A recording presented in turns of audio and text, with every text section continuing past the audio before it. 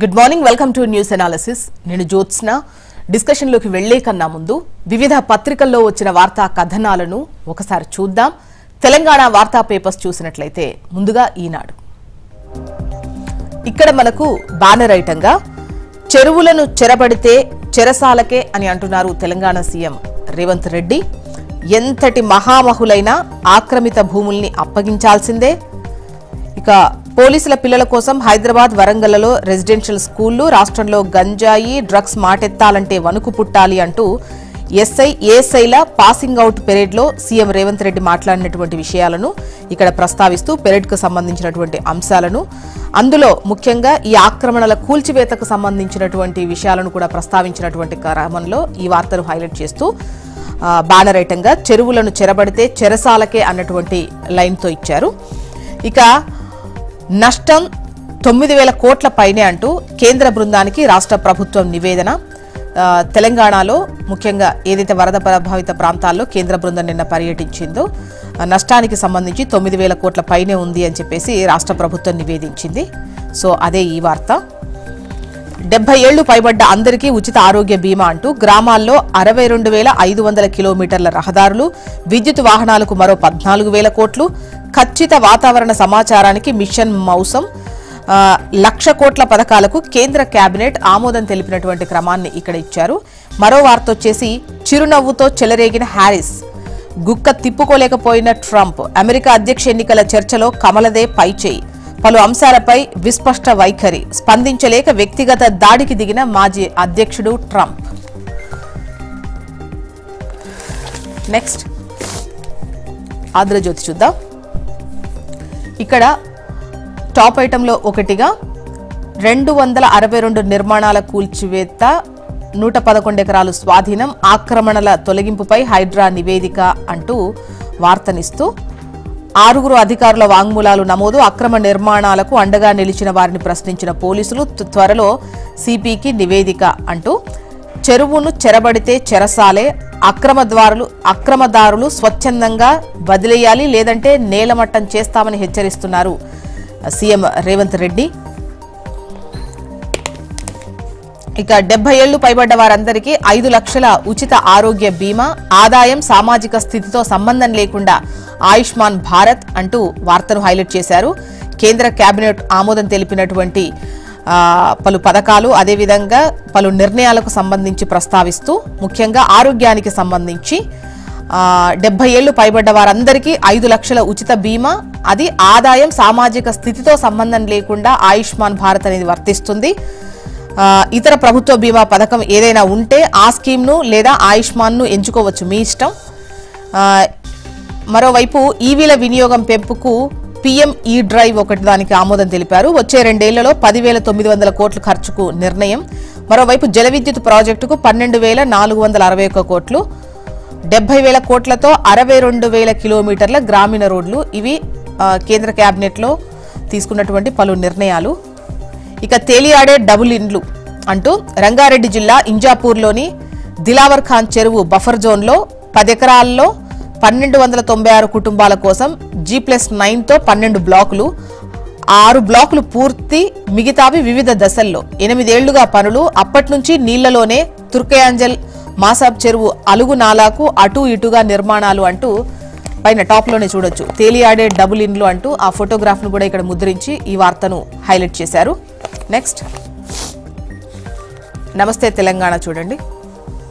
ఇక్కడ బ్యానర్ ఐటంగా ముఖ్యంగా కూల్చివేతలకు సంబంధించే ఈ 3 వార్తలు కూడా దగ్గరగా కూల్చివేతలకు సంబంధించే. ఒకటి, నిన్న సీఎం రేవంత్ రెడ్డి మాట్లాడుతూ కోర్టుకెళ్లినా వదలం, కూల్చేసుడే, అక్రమం అని తేలితే హైడ్రా మిమ్మల్ని వదిలిపెట్టదు అని హెచ్చరించినటువంటి విషయాన్ని లెఫ్ట్లో ఇస్తూ ముఖ్యమైనటువంటి వార్తల్లో ఈ కూల్చివేతలకు సంబంధించి ఇందులో సామాన్యులే సమిధలవుతున్నారు, కలికిమేడ భద్రంగా ఉంటోంది, పేద బతుకు ఛిద్రమవుతోంది అంటూ వార్తను హైలైట్ చేస్తూ కథనాన్ని ఇచ్చారు.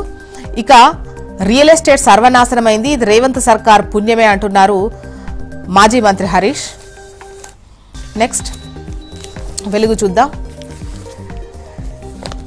ఇక్కడ టాప్ ఐటంలో నిర్మాణాలు అక్రమమైతే మీరే కూల్చేసుకోండి లేదంటే మేమే కూలుస్తామంటున్నారు సీఎం రేవంత్ రెడ్డి. ఇక మెడికల్ కాలేజ్లపై హరీష్ దామోదర హరీష్ వర్సెస్ దామోదర అంటూ 8 మెడికల్ కాలేజీలు మేమే తెచ్చినామన్న హరీష్ రావు. జీవోలు ఇచ్చినంత మాత్రాన తెచ్చినట్టు కాదు అంటున్నారు మంత్రి దామోదర. ఇక ఏపీ వార్తా విశేషాల్లోకి వెళ్దాం.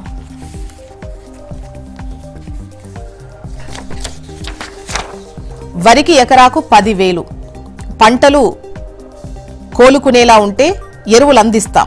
వరద బాధితులకు దుస్తులు, వంట సామాగ్రికి 10,000 సాయం. ముఖ్యమంత్రి చంద్రబాబు భరోసా. ఏలూరు, కాకినాడ జిల్లాల్లో ముంపు ప్రాంతాల్లో పర్యటన. రాష్ట్రంలో వైసీపీ ఉండటం మన దురదృష్టకరమని వ్యాఖ్య.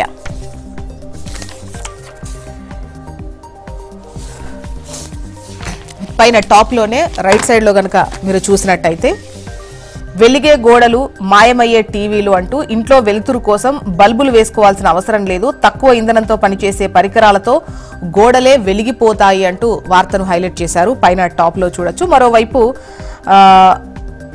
నిన్న చిరునవ్వుతో చెలరేగిన హారిస్ అంటూ అమెరికా అధ్యక్ష ఎన్నికల చర్చలకు సంబంధించి వార్తను హైలైట్ చేస్తూ ముఖ్యంగా ఈ చర్చలో కమలా హారిస్దే పై చేయి అంటూ వార్తనిచ్చారు. పలు అంశాలపై విస్పష్టమైనటువంటి వైఖరి కమలా హారిస్ ప్రదర్శించారు. ఈ క్రమంలో ట్రంప్ సరైనటువంటి కౌంటర్ వెయ్యలేక వ్యక్తిగత దాడికి దిగినటువంటి పరిస్థితి నెలకొంది అంటూ ఈ వార్తను హైలైట్ చేసింది ఈనాడు. నెక్స్ట్ ఆంధ్రజ్యోతి. ఇక్కడ ఆదుకుంటాం, ఎవరూ అధైర్యపడొద్దు, 17లోగా బాధితులకు పరిహారం అంటున్నారు సీఎం చంద్రబాబు నాయుడు. మరోవైపు ఉధృతంగానే ఏలేరు వరద ముంపులోనే 65 గ్రామాలు, హైవేపై కొనసాగుతున్న నీరు, వాహనాల రాకపోకలపై ఆంక్షలు, పిఠాపురానికి పెరిగిన ముంపు, కిర్లంపూడిలో ఒకరి గల్లంతు. సీబీఐ దర్యాప్తుకున్నో తెలంగాణ హైకోర్టులో విజయసాయికి చుక్కెదురు. అదే జగన్ అవే అబద్దాలు అంటూ నాడు 36 రాజకీయ హత్యలని బొంకులు, నేడు 60 మంది చనిపోయారని అబద్దాలు.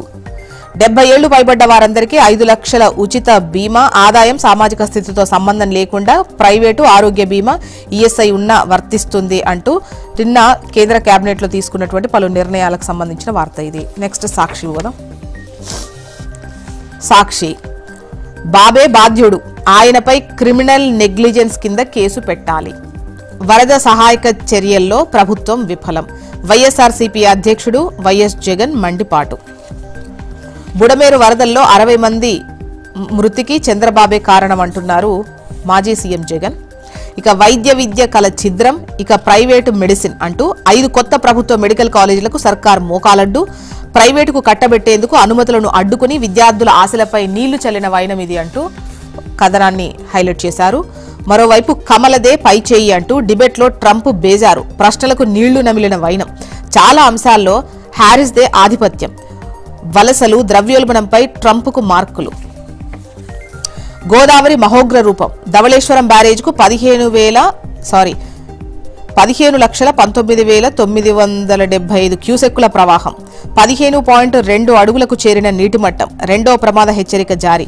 175 గేట్ల ద్వారా 15,15,275 క్యూసెక్కులు సముద్రంలోకి విడుదల. కోనసీమలో ఉధృతంగా వశిష్ట, వైనతేయ, గౌతమి ప్రవాహం. ముంపులో లోతట్టు ప్రాంతాలు, ప్రధాన రహదారులు, ఇళ్లు, కొబ్బరి తోటలు. వర్షాలు తగ్గడంతో ఎగువ గోదావరిలో తగ్గిన వరద. భద్రాచలం వద్ద కొనసాగుతున్న రెండో ప్రమాద హెచ్చరిక అంటూ సాక్షి పలు కథనాలను ప్రచురించింది. మొత్తానికి ఇవి ఇవాళ వివిధ పత్రికల్లో వచ్చినటువంటి వార్తా కథనాలు. ఇప్పుడు ఒక చిన్న బ్రేక్ తీసుకుందాం. బ్రేక్ తర్వాత డిస్కషన్లోకి వెళ్దాం. Stay tune.